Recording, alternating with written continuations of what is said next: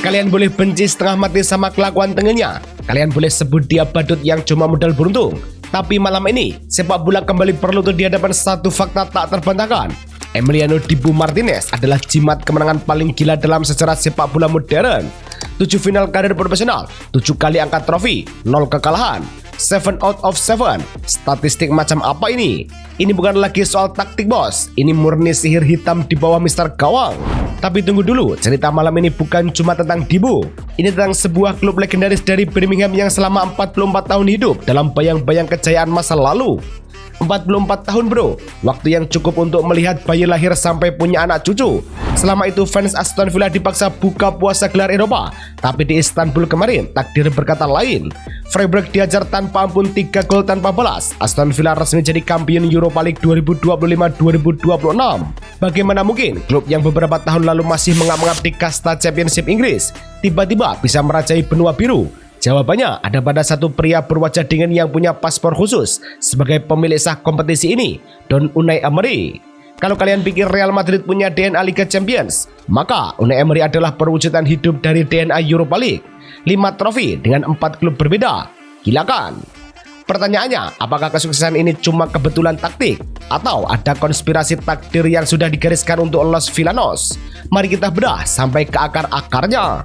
Sebelum kita bicara sejarah, mari kita bedah dulu apa yang terjadi di Tupras Stadium, Istanbul.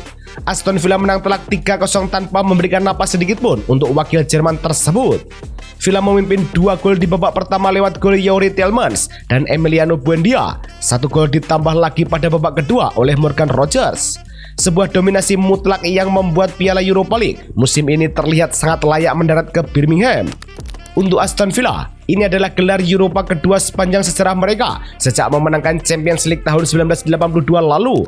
Sementara bagi Unai Emery, ini adalah trofi Europa League kelima sepanjang karir kepelatihannya. Coba kalian tengok data dari skuadka ini. Perjalanan Villa musim ini bukan tipe tim yang juara karena hoki atau menang penalti di semifinal.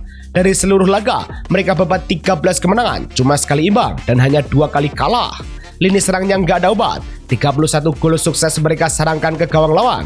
Tapi yang paling gila itu tembok pertahanannya. Sepanjang turnamen, gawang Villa cuma bisa dijebol 8 kali dan sukses mencatatkan 9 kali clean sheet alias perawan. Dengan win rasio mencapai 86,7%, Aston Villa melewati kompetisi ini layaknya seorang bos besar yang sedang melakukan inspeksi mendadak ke pabriknya. Mereka datang, mereka lihat, mereka bantai, dan korban terakhirnya adalah Freiburg. Tim Jerman yang tangguh tapi mendadak kelihatan seperti tim amatiran di Tupras Stadium. Sekarang, mari kita masuk ke ruang ganti dan membedah apa yang sebenarnya yang membuat Aston Villa bertransformasi menjadi monster yang begitu menakutkan. Ada 3 pilar utama di balik kesuksesan ini. Pilar pertama, sang penguasa tahta, Unai Emery. Ada pepatah kuno yang bilang, di mana ada kemauan, di situ ada jalan. Tapi di kompetisi ini, pepatah berubah. Di mana ada Europa League, di situ ada Unai Emery sebagai juaranya. Mari kita hitung warisan pria Spanyol ini. Tahun 2014, 2015, dan 2016 dia cetak hat-trick juara bareng Sevilla. Tahun 2019 bawa Arsenal ke final. Lalu 2021 bikin Villarreal juara untuk pertama kalinya. Sekarang tahun 2026, giliran Aston Villa yang dibawa ke puncak kasta kedua. Dia mungkin bukan pelatih yang paling glamor seperti Pep Guardiola atau Mikel Arteta yang selalu estetis. Emery adalah tipe guru sekolah yang membosankan, tapi detailnya setengah mati. Di tangannya, taktik Villa begitu pragmatis, efektif, dan mematikan. Dia tahu kapan harus menekan, dan dia tahu kapan harus membunuh momentum lawan. Taktik Emery di final kemarin membuat Freiburg seperti tikus yang terjebak di dalam labirin. Dia adalah pemilik sah turnamen ini, penguasa tahta yang sesungguhnya. Kalau Emery adalah sutradaranya, maka Emiliano Buendia adalah aktor utama yang layak dapat piala Oscar. Coba perhatikan statistik gila Buendia sepanjang turnamen. 4 gol dan 6 assist dalam 15 pertandingan. Dia adalah pemimpin assist sekaligus kontribusi gol terbanyak di turnamen ini. Tapi yang bikin merinding adalah konsistensinya di fase gugur.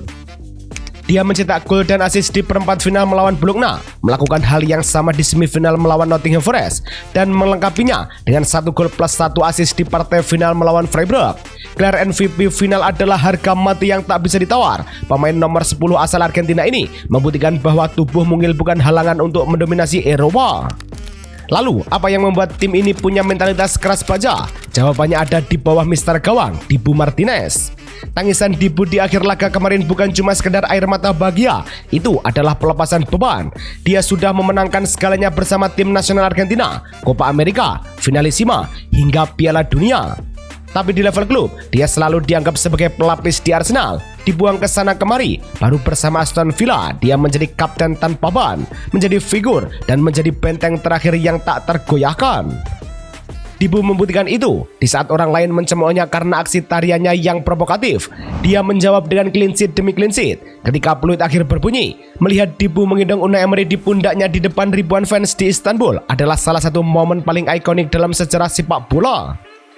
Kemenangan Aston Villa ini juga memicu efek domino yang melahirkan beberapa rekor unik yang bikin geleng-geleng kepala. Mari kita bicarakan sedikit sakrasme untuk klub-klub mapan Premier League yang cuma bisa gigit jari melihat Villa mengangkat trofi Eropa. Pertama, mari kita bicarakan tentang Jadon Sancho. Pria ini seperti punya magnet trofi Eropa sejak hengkang dari drama Manchester. Musim lalu, dia juara Conference League. Musim ini dia angkat trofi Europa League bersama Villa. Setelah sebelumnya jadi runner-up Champions League bersama Dortmund, Manchester United mungkin butuh waktu bertahun-tahun cuma untuk masuk zona Eropa. Sementara Sancho mengoleksi trofinya seperti mengumpulkan kupon belanjaan. Sungguh sebuah sindiran halus buat manajemen setan merah. Lalu, ada Tammy Abraham. Mantan striker Chelsea dan Roma ini resmi masuk geng elit bersama Emerson Palmieri sebagai pemain yang berhasil melengkapi koleksi trofi UEFA, Champions League, Europa League, dan Conference League. Set komplit bos. Tapi tunggu dulu, wahai fans Aston Villa. Menjuarai Europa League berarti satu hal. Aston Villa mendapat tiket otomatis ke babak utama Champions League musim depan, dan disitulah plot twistnya. Gaya main pragmatis Emery memang sangat cocok untuk kompetisi turnamen seperti Europa League. Tapi apakah taktik yang sama bisa meredam agresivitas tim-tim monster di kasta tertinggi? Belum tentu. Jika manajemen Villa terlena dan tidak mendatangkan pemain bintang baru di bursa transfer musim panas nanti, musim ini mereka adalah pemburu, tapi musim depan mereka adalah buruan semua tim elit Eropa. Bagaimanapun resiko di masa depan, malam ini adalah milik Birmingham. Malam ini adalah milik jutaan fans Aston Villa di seluruh dunia yang akhirnya bisa tegak berdiri dan berkata, kami adalah Raja Eropa. Keberhasilan ini membuktikan bahwa dengan pelatih yang tepat, jimat kiper yang gila, dan kerja keras kolektif, romansa sepak bola lama bisa dihidupkan kembali.